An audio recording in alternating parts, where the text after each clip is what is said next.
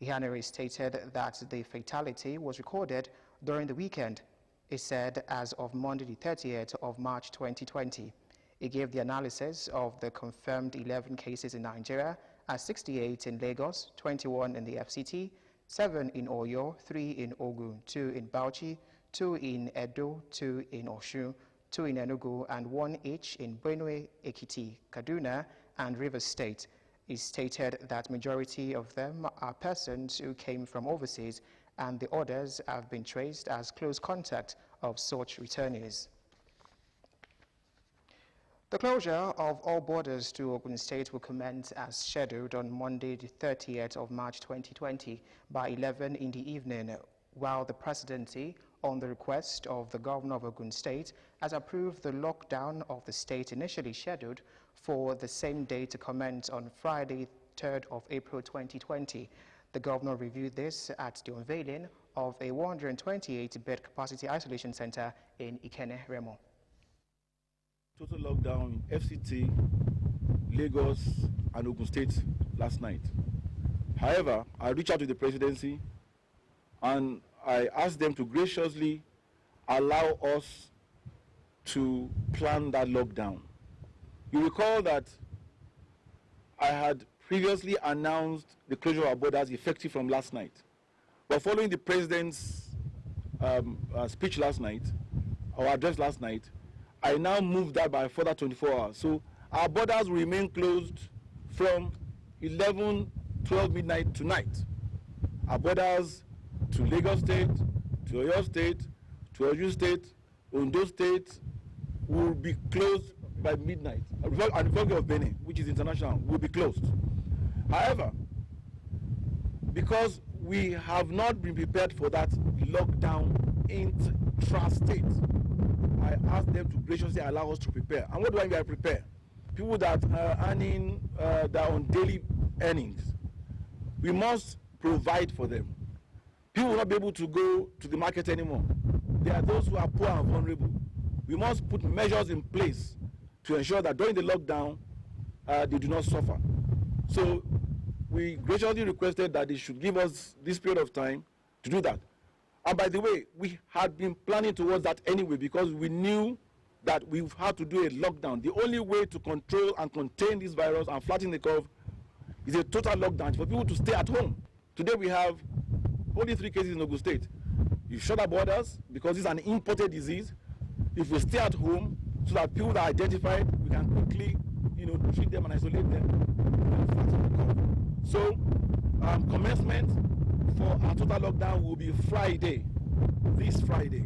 So it gives us between today to Friday to ensure that we have the palliatives in place. And let me tell you, what are we doing about palliatives? We are creating food banks across the 3 senatorial districts.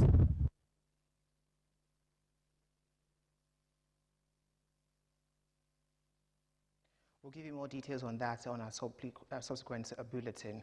Still talking coronavirus, the Ogun State Governor Prince Dapo Abiodun has inaugurated 2 state-of-the-art COVID-19 isolation centers in Ikene, Remo, Ogun State.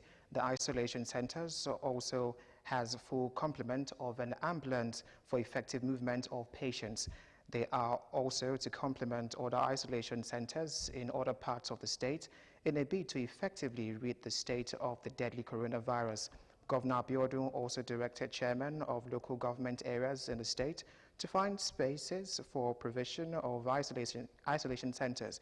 The event of today is an additional measure to help in the fight against COVID-19 by the Ogun State government. With this, Ogun State can now boast of a 300-bed capacity isolation center across the state in the fight against the virus.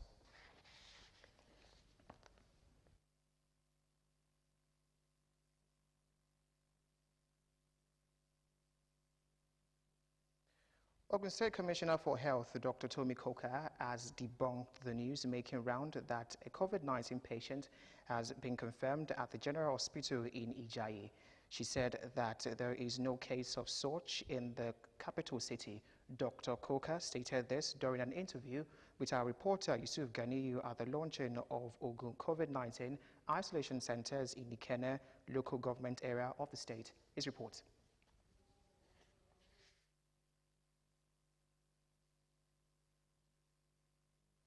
We will be giving details of that in our subsequent bulletin. Ogun State government will stop at nothing in sanitizing our citizens on the need to practice the best preventive measures in the wake of COVID-19 pandemic. Details are in this package. With the first reported and confirmed case of COVID-19 pandemic on February 27, Nigeria and Ogun State government have gone all way out to sensitize the populace on the need to protect themselves. Ogun State, as the industrial hub of the country, an emerging economy, has equally stepped up its campaign to contain the spread of the coronavirus outbreak. Leading a team of information managers in Ogun State on the campaign, Permanent Secretary, Minister of Information and Strategy, said the lockdown was inevitable to curb further spread of the virus. Ensure that children are indoors and well enlightened about preventive measures of COVID-19. He said government has been moving around the state to sensitize all and sundry on preventive measures adopted at this period of the pandemic, and therefore urged people of the state to support the efforts of Prince Dapo Abiodun-led administration in curtailing its spread by maintaining the practice of basic hygiene. Market visited included Kuto, Pansheke, Shakpon, and Omida, all in Ogun Central Senatorial District, with people engaging in panic buying ahead of the lockdown by the federal government, but which has been extended to Friday, April 3rd in Ogun State alone. Some respondents could not but applaud the Ogun State government under the leadership of Prince Dapo Abiodun for the proactive steps taken so far.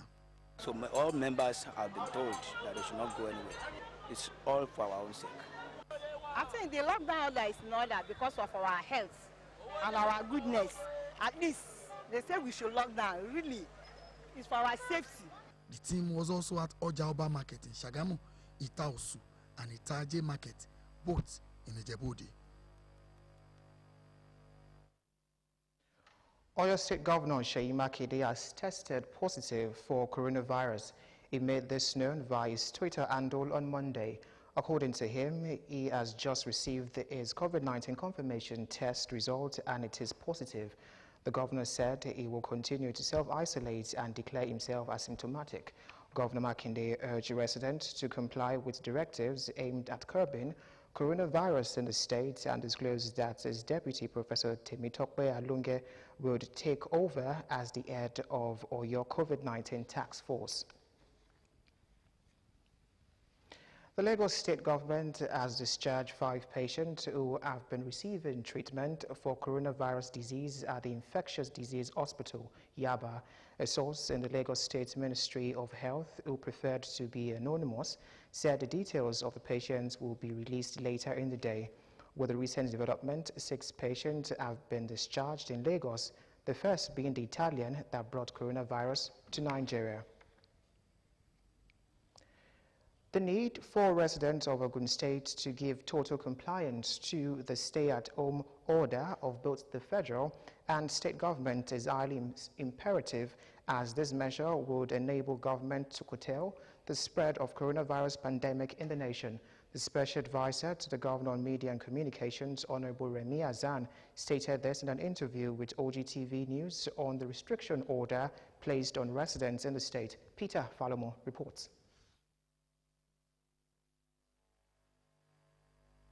It is no more news that daily updates of coronavirus pandemic keeps increasing at the global level, just as the daily statistics in Nigeria is also on the rise.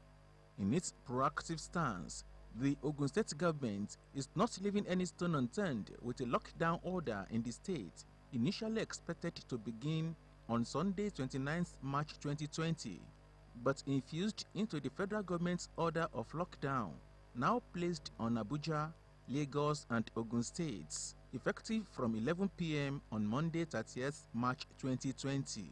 The rollout measures by Ogun State don't carry more than so number of passengers in the vehicle. 80% shouldn't come to work. Ensure that not more than 20% gather, and all of that. All of these measures are already overtaken by event. The instruction now is stay indoors, don't even come out. And that is the extreme in the circumstance. Of course, it is in the interest of the entire populace, and that is what the state will see to the implementation, the enforcement, with the assistance of the various security agencies. A public analyst who is also an environmentalist, Moses Oyatogun, says the lockdown has been long overdue, calling on people to adhere strictly to government's order. If there is a proper total control, then you will be able to, one, identify the areas that are still having it, identify the people that may still be susceptible, identify the people that may have contacted others. But if there is excessive free movement, then it will be difficult to track. The special advisor to the governor on media and communications, Honorable Remi Azan, gives analysis of exemption to those on essential services, while urging residents to improve on their level of hygiene. There are exemptions. People who are into haulage of petroleum products, those who are in charge of medical supplies are also exempted. You also have those that are into food production. They're also exempted. Media will always have that freedom. Those exemptions have been factored into all this to support life and living, ultimately. But the most important thing for now is that learn to wash your hand. Learn to use sanitizer. Sanitize your hand. Let your environment generally be clean. Because if we don't, the environment, if it is dirty, then anything can happen. Honorable Remi Azan added that the state government has put in place plans for some palliative measures to cushion the effects of lockdown on the people. Peter Falomo, Ogtv News. Still to come, Ogun DigiClass initiative receives accolades. More news and reports after this break. Do join us again.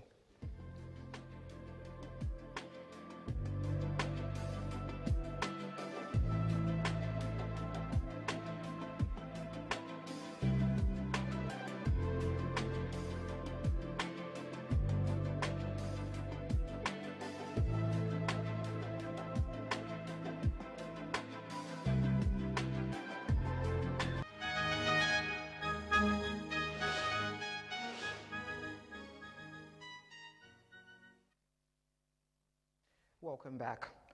The 2-week lockdown order by President Muhammadu Buhari to checkmate the spread of coronavirus in Lagos and Ogun State, as well as the Federal Capital Territory, forced residents of Abeokuta, the Ogun State capital, to engage in an unusual hustling and bustling to stock their homes with domestic essentials to last the period. Adibola Oshomuji, who wrote the city, reports the frenzy occasioned by the presidential order and how traders had a busy day selling their items. Coronavirus, also known as COVID-19, is spreading widely in and outside the country, with the current number of infected Nigerians now over 100. Following the broadcast of President Muhammadu Buhari on the restriction of movement in Abuja, Lagos and Ogun State for the next 2 weeks, some major markets, gas filling stations, banks and abattoirs in Abeokuta witnessed a sudden upsurge in patronage. People were seen rushing to get perishable food items like tomatoes, onions, pepper, vegetables and other items in preparation for the 2-week lockdown.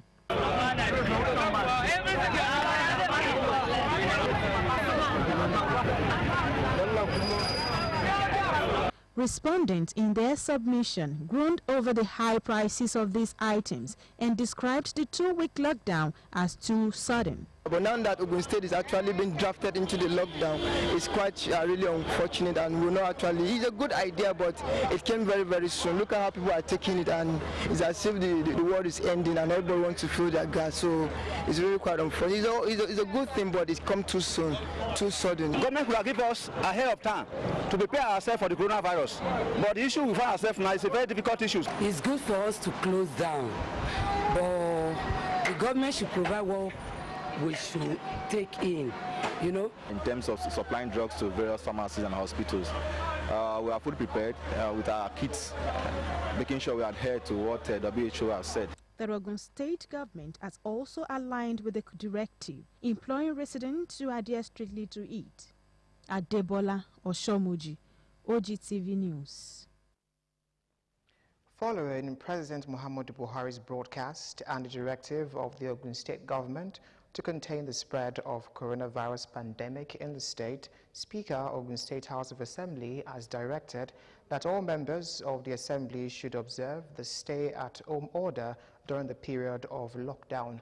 According to a statement issued by the acting clerk of the House, Mr. Adedeji Adeyemo, the stay-at-home order, which include the management and staff of the Assembly, was part of efforts of the Assembly to collaborate with the government towards containing the spread of COVID-19 pandemic.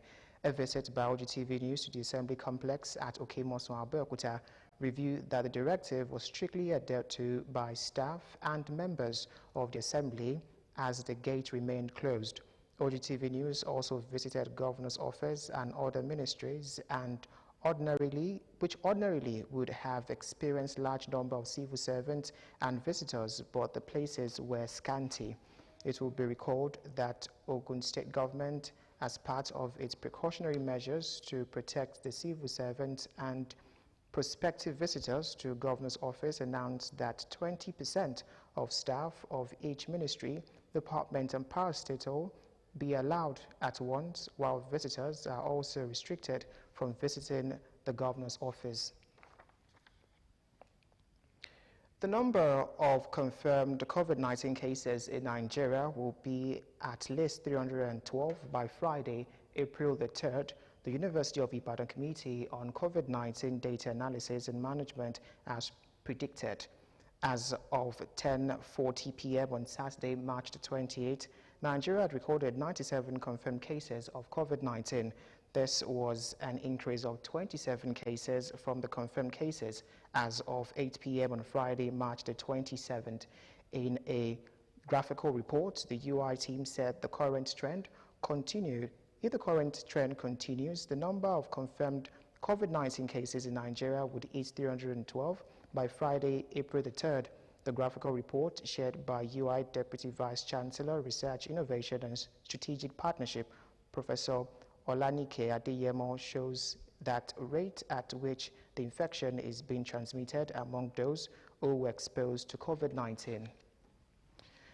The Minister of Information and Culture, Haji Lai Mohammed, has said the identity cards issued to journalists should serve as their pass.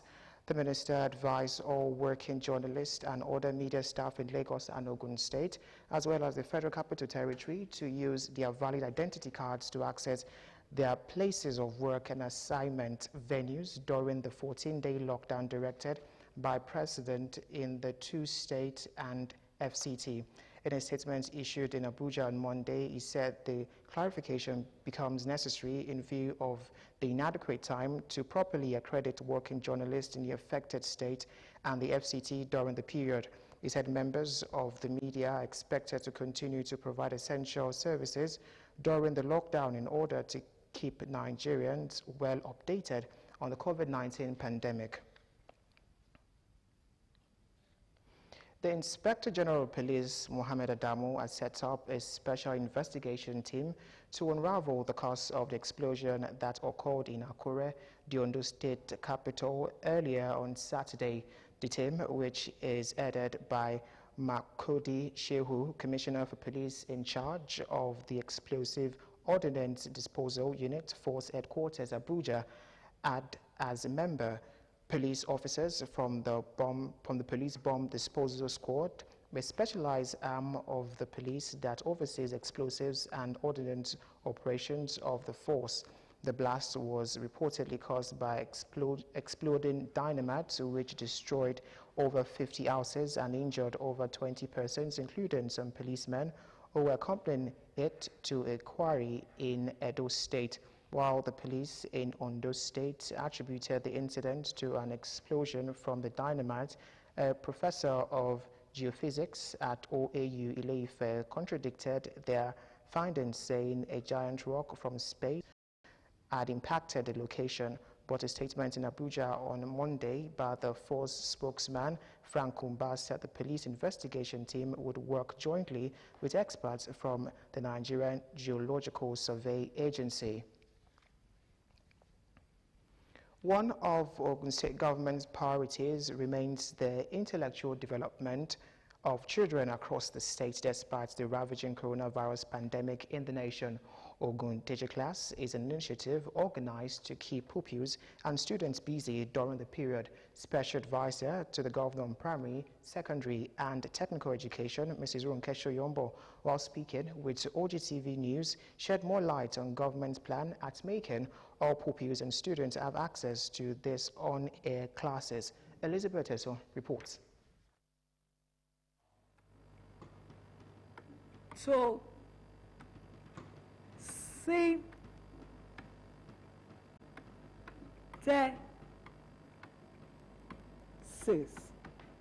according to the data now, it's an arrangement of information presented in column and rows. For over a week now, schools across the country have been shut down as a measure to curb the spread of the dreaded coronavirus. Worried by the effect of these on pupils and students, the Ogun State government commenced the television class tagged Ogun DigiClass, where pupils and students were taken through English language and mathematics lessons. It's a good initiative. At least the government is planning ahead so that our kids won't be left out, won't be locked down. It's a good idea. What has been the response of the students to this initiative? The very first 2 days, I must say, the response was quite slow. We had about 14 students responding to the homework and everything. But now, you cannot even stop the children. And not only that, parents have been very, very supportive. The feedback we've had from parents has been, oh, we're also learning a lot. So it's not just our children now. According to Special Advisor to the Governor on Primary, Secondary and Technical Education, Mrs. Runkesho Yombo, the on-air class will go a long way in making the children active academically all through the lockdown period. It's going to have a wonderful positive effect because you will see that students that are sitting for WAEC, we've been taking all the difficult topics in WAEC. Things like sine and cosine. We've done that, we've done quadratic equations, we've done a lot on figure of speech, we're doing a lot on summary, we're doing a lot on comprehension, we're doing a lot on essay writing, how children can understand different genres, on how to actually answer the questions for WAEC. As regards stable electricity supply during this period, the Special Advisor speaks on Ogun government's plan at ensuring there is power supply during the periods of the program for pupils and students to have unfettered access to the classes. As Ogun State, as a state that is always very proactive, I must say I'm synergizing with the Special Advisor on energy, on what we can do within the hour that we actually come out. So that's something that we've been working on. She enjoins parents to also ensure that their children make judicious use of this opportunity for their intellectual development. I want to advise all our children that you must give your time to sit down during that time and actually learn a lot. Not only that, this is where we expect parents. Parents, please, it's not all about clothes. It's not all about shoes. It's not all about toys. But they can give them good books that will consolidate what we have started with. Elizabeth Esson, Ogtv News. Ogun State Anchor Borrowers Program has, in an unprecedented manner, linked the first batch of 2,403 registered cassava production farmers to credit to the tune of 210,000 naira 273 per farmer across the 20 local government areas of Ogun State. This is the first in a lineup of activities that would also have the farmers linked to inputs. Other registered farmers who are yet to be linked to credit under the Anchor Borrowers Program are advised to follow and regard update only from the authorized sources, which is the Ogun State Ministry of Agriculture.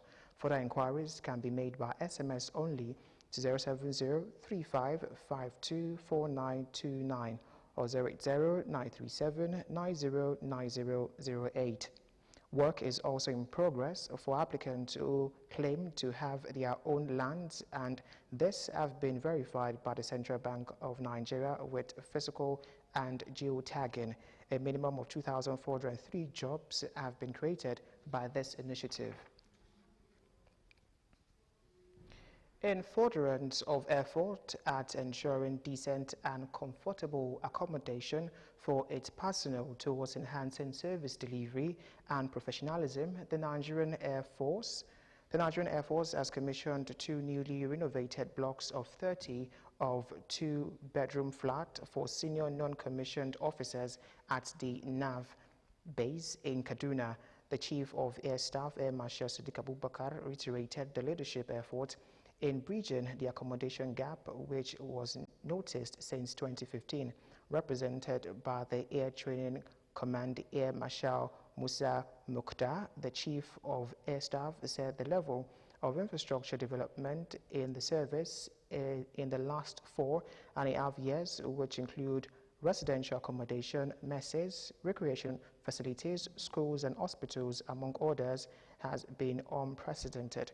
In a statement by Director of Public Relations and Information, Nigerian Air Force, Air Commodore Ibikunle Daramola, aside the construction of the new residential buildings to accommodate the large number of newly recruited personnel into the service, NAF has also taken steps to ensure that existing structures and dilapidated buildings were remodeled. Accordingly, the infrastructure renewal is aimed at boosting the morale of NAF personnel who continually devote their lives to safeguarding the sovereignty and territorial integrity of the nation. On business news, IMF launches catastrophe containment fund of $1 billion to curtail COVID-19 pandemic. More news and reports on business news.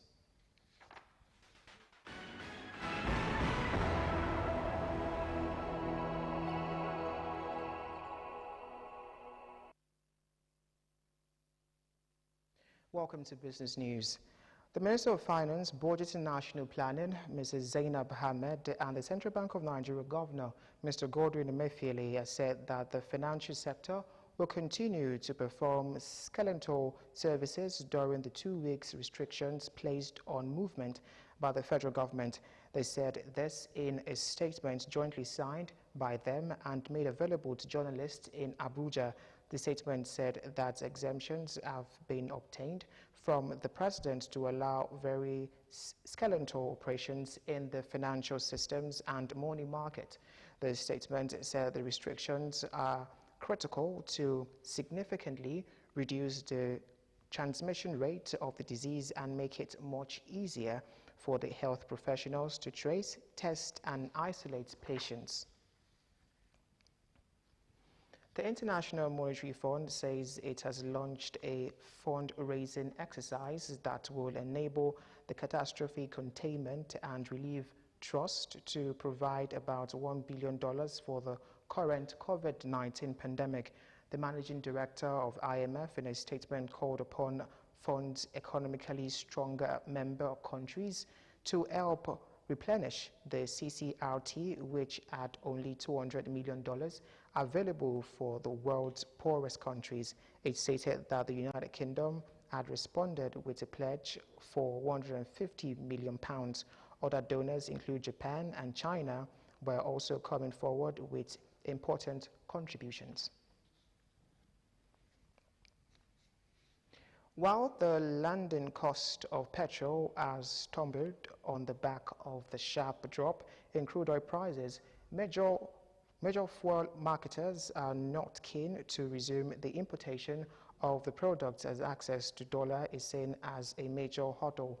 The Nigerian National Petroleum Corporation has been the sole importer of petrol into the country for more than 2 years after private oil marketers stopped importing commodity due to crude price fluctuations, among other issues. The federal government had on March 18, 2020, directed the NNPC to reduce the pump price of petrol to 125 naira per litre, noting that the expected open market price of imported petrol had fallen below 145 naira per litre.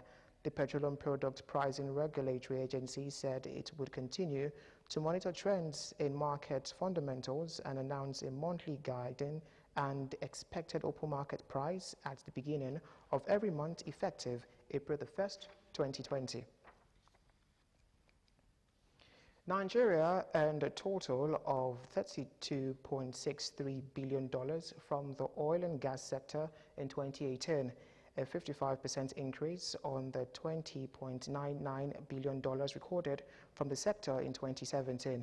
The information is contained in the latest oil and gas industry audit conducted by the Nigerian Extractive Industries Transparency Initiative, which has also announced plans to release the 2019 audit report this year. The breakdown of the $32.63 billion earned in 2018 showed that company-level financial flows into government coffers were $16.6 billion, while flows from sales of Federation crude oil and gas accounted for $16 billion. On the world today, the growth in coronavirus cases in Hard-hit Spain appears to be slowing, says the foreign minister. And in Zimbabwe, doctors refuse to work without protective kits. Let's now join Mojisola Shalaja for details.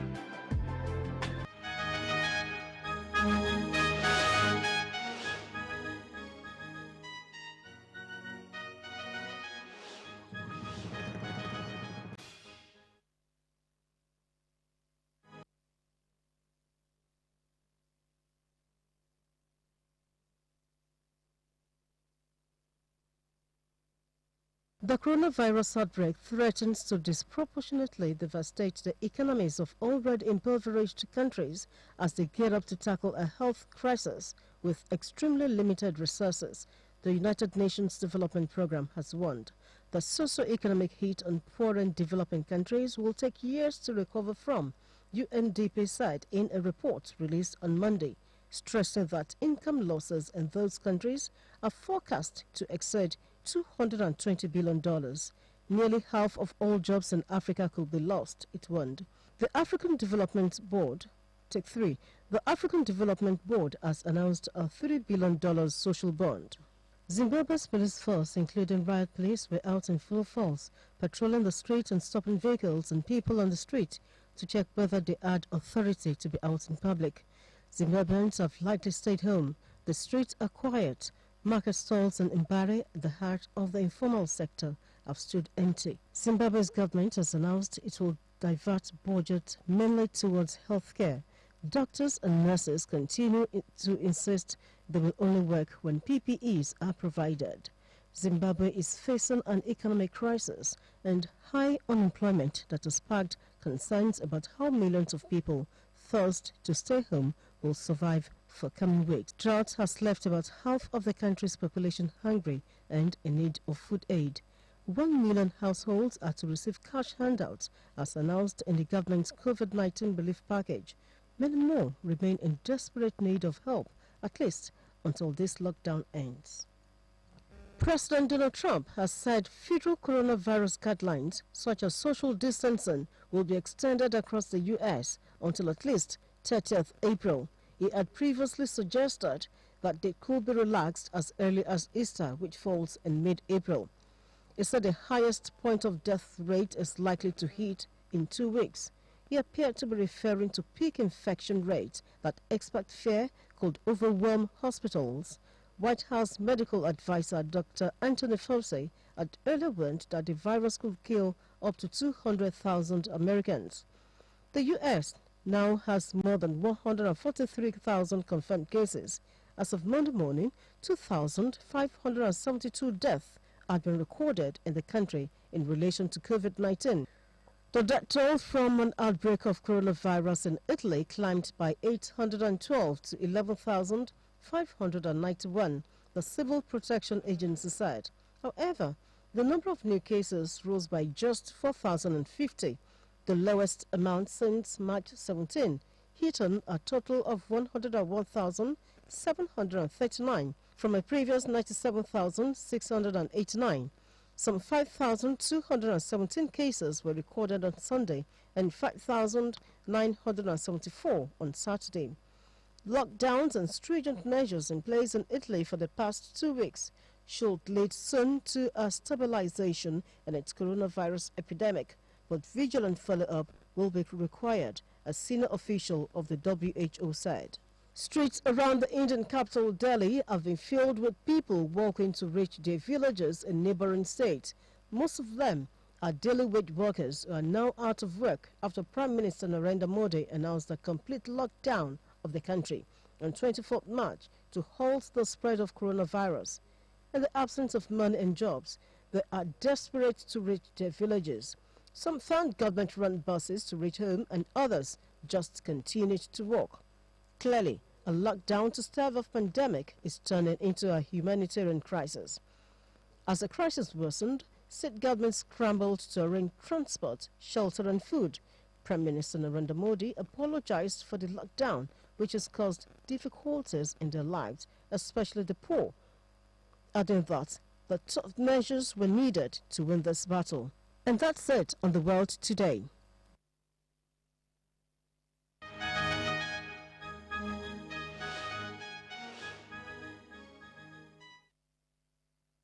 Thank you, Muji. On the sports segment of the news, the International Olympic Committee picks a new date for Tokyo 2020.